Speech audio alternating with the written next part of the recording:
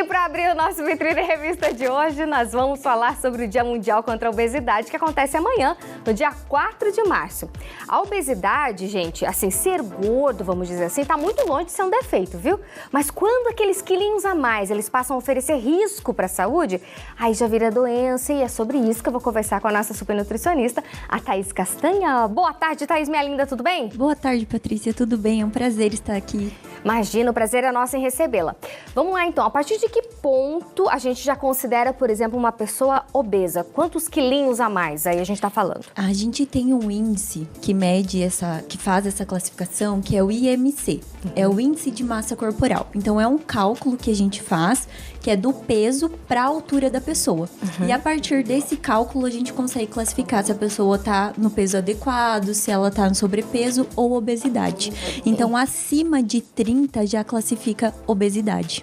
Ah, entendi. Então, o cálculo, qual que é o cálculo? A pessoa tem que fazer o quê? Pegar o peso dela, Pega a altura dela, multiplica por 2 e aí divide o peso por esse número que deu aí da altura ao quadrado. Ah, então, daí se der acima de 30... Isso, é porque a pessoa já está em grau de obesidade. Entendi. E quais são os reais riscos para uma pessoa que já está com grau de obesidade? A gente fala que aquele gordinho saudável não existe. Por quê? Pode ser que ele não tenha problema agora, mas futuramente ele pode estar desenvolvendo várias doenças, como diabetes tipo 2, hipertensão, aumenta o risco de doenças cardiovasculares, problemas nas articulações, como artrose. Então, é um risco bem grande. Claro, tem os problemas hormonais também.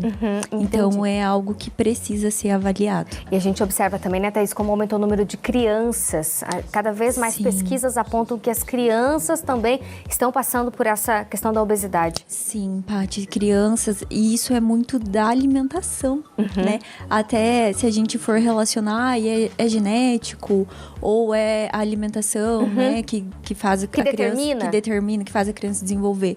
A gente pode ter os genes, pode sim, mas são as nossas condições ambientais que vão determinar alguma coisa. Então, a gente que escolhe. E quando você fala assim, por exemplo, tem alguns genes que também podem, né, determinar, tem algum tipo de exame que a pessoa faz para saber se é isso? Na verdade, seria mais complexo, né? Não seria todo mundo que teria acesso a isso. Mas a gente avalia os pais. Se os pais têm obesidade, se eles estão ali nesse risco, no sobrepeso, a gente já começa a ter outros olhos. E a obesidade, quando a gente fala da pessoa que é obesa, muitas vezes a pessoa fala assim, mas eu malho, eu faço exercício e eu não consigo emagrecer.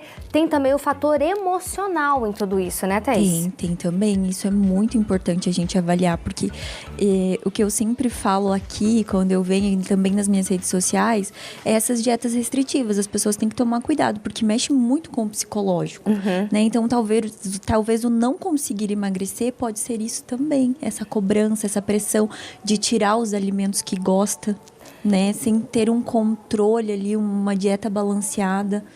E toda pessoa que ela tem obesidade, ela tem que necessariamente passar pela cirurgia bariátrica? Não, e nem todas podem fazer cirurgia bariátrica.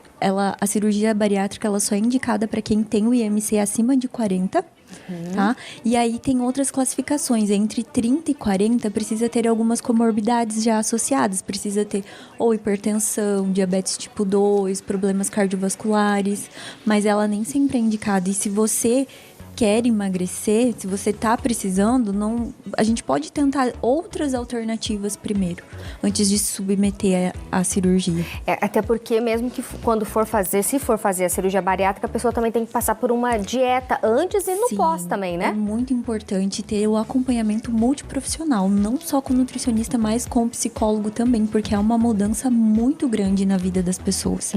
Então, se elas não aprenderem a realmente comer o que é certo ali, saber diferenciar, depois ela vai fazer a cirurgia e pode voltar a engordar. E acontece bastante, né? Acontece, eu atendo muitos casos mesmo, porque tem que ter uma mudança de pensamento. Então a gente tem que fazer um trabalho de educação nutricional. E é mais difícil, por exemplo, quando a pessoa passa pela bariátrica, que acaba voltando, talvez não ao peso que estava quando fez a bariátrica, mas a estar também com um sobrepeso. É mais difícil para voltar, porque daí, cirurgicamente falando, já foi feita a cirurgia. Aí é a dieta mesmo. Seria dieta, atividade física, mudança de hábitos, né? E assim, toda vez que a gente engorda e emagrece, a gente tende a deixar o nosso metabolismo mais lento. Então, a próxima vez que a pessoa for tentar emagrecer, vai ser mais difícil. Entendi. Ela vai sofrer um pouquinho mais. Tem a ver com aquele negócio do efeito sanfona lá?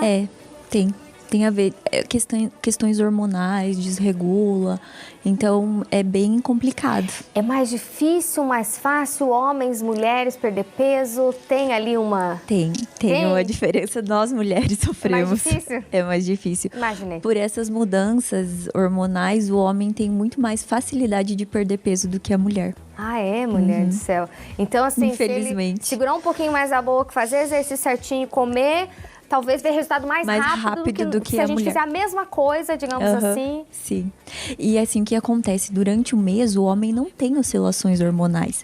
Então, quando ele está determinado a fazer uma alimentação, ele não passa pela TPM que a gente tem. Né? Então, ele não sente tantas vontades, não muda o apetite. Então, por isso que é mais fácil. Com certeza. E daí, assim, quem também, por exemplo, segue regimes, né? Tem bastante regimes da moda que a gente vê nos Google da vida, né? Você coloca lá, tem um tipo de regime diferente lá. A pessoa fazer sem orientação, né? A pessoa fala assim, então não vou fazer a bariátrica, né? Não dá e tal. Daí a pessoa pega, clica lá, qualquer dieta da moda e começa a seguir. Dá um monte de efeito colateral, né, Thaís? Dá, é perigoso. A pessoa pode ficar fraca, passar mal, ter dor de cabeça.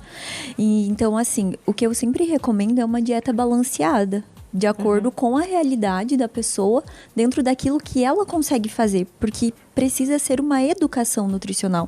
E não só mais um método que ela vai fazer ali por 2, 3 semanas e vai desistir. Então, por isso que tem que ser algo feito para ela. Entendi. E daí, assim, tem algum período para o nosso cérebro ele assimilar que você fez uma mudança na sua alimentação, que você está tentando mudar o jeito, digamos assim? Eu li algumas coisas sobre 21 dias, sobre 30 dias. O que é mito, o que é verdade, Thaís? Olha, em um mês a gente já consegue ter essa diferença e já mudar alguns hábitos. Mas o que a gente recomenda é que depois que a pessoa emagreceu, ela precisa permanecer pelo menos 1 ano com aquele peso, para não ter o risco de voltar. Então, por exemplo... 1 ano.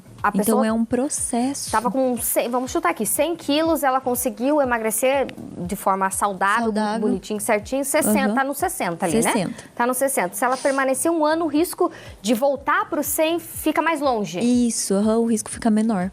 Porque foi todo um processo, então ela aprendeu a fazer escolhas alimentares, né? Teve todo esse trabalho, começou a fazer atividade física, então ela trouxe essa vida mais saudável para ela. Então ela mantém. E quando a gente fala de escolhas saudáveis, eu tenho que deixar de comer tudo aquilo que eu gosto? Não, de forma nenhuma. Até porque se você deixar de comer tudo aquilo que você gosta, vai chegar um momento que você não vai mais conseguir fazer aquele plano alimentar. E aí é onde a pessoa se sabota. Que aí recai ali no final de semana, ao invés de comer um pedacinho de chocolate, come a barra inteira. Eu sempre falo, ali 15 gramas, 10 gramas de chocolate tem uma quantidade de, no máximo, 90 calorias. Não é nada, Paty, em comparação com o que a gente precisa de calorias no dia. Certo. Mas agora, sentar lá no final de semana e comer uma barra inteira, tem 600 calorias. Daí... Aí já pesa. Aí complica. Aí complica ali, porque se você conta a caloria por dia, geralmente o pessoal, né, que faz dieta... Aí a gente tem a polêmica do dia do lixo, né? Muitas pessoas falam assim, na semana o dia do lixo é a sexta, o sábado, o domingo e tal. Dia do lixo. E aí? Não existe. Não existe. Eu gosto muito de trabalhar com os meus pacientes, Paty, a questão de fazer trocas inteligentes. Então, eu não tiro o hambúrguer e a pizza. Eu ensino formas dela comer esses alimentos sem prejudicar o processo de emagrecimento. Te dar um exemplo do hambúrguer. O hambúrguer, qual é o problema dele? Tá nos adicionais. Porque cada grama de gordura, a gente tem 9 calorias. Cada grama de carboidrato, a gente tem 4 calorias. Então, vamos pensar onde que tá a gordura no lanche? No excesso de molho e excesso de embutidos, bacon, calabresa. Certo. Se a gente pensar num hambúrguer, pão, carne, salada e queijo, eu falo que é a mesma coisa que um prato de arroz e feijão e carne. Porque tem carboidrato, proteína, fibra e um pouquinho de gordura. Bom, mas daí pra passar assim, um negocinho pra eu passar ali naquele pãozinho, assim, um negocinho. Uma pontinha de faca ali, de um pouquinho de uma maionese light, não tem problema nenhum, não entendi. vai mudar. Entendi. Né? Então tem que cuidar com o excesso de molhos, né? Porque às vezes a gente vê lanches aí super carregados. Desse né? tamanho aqui, minha senhora. Molho de alho e molho de queijo. Molho de tudo. Depois não sabe nem o que acontece lá dentro, né? Aí que tá o problema. Aí que então eu gosto de ensinar, porque a pessoa ela não vai ficar presa àquele planejamento alimentar pro resto da vida. Então ela vai saber o que fazer para ter uma vida social estando de dieta. E pra gente encerrar, a pessoa também não pode ficar ligada no número que sai na balança. Não. Porque o número que sai na balança não reflete muitas vezes o que tá acontecendo aqui dentro. Não reflete. Até o IMC que eu comentei contigo, ele é falho nisso. Porque a gente não consegue determinar percentual de gordura e massa muscular. Se você pegar uma pessoa grande, que tem bastante massa muscular, aquelas pessoas bombadas, o IMC dele vai dar altíssimo. Porque só classifica a altura com peso.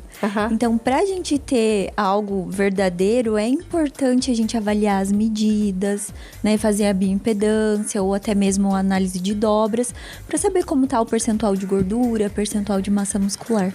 Perfeito, minha linda. Muito obrigada pela sua presença, viu, Thaís? Prazer estar aqui. Passa seu Instagram, se a gente tiver alguma dúvida, já entra em contato com você. Pode mandar lá. Tem bastante conteúdo. É @nutri_thaís_castanha. Perfeito, bom final de semana. Obrigada. E até a próxima, também. viu? Até.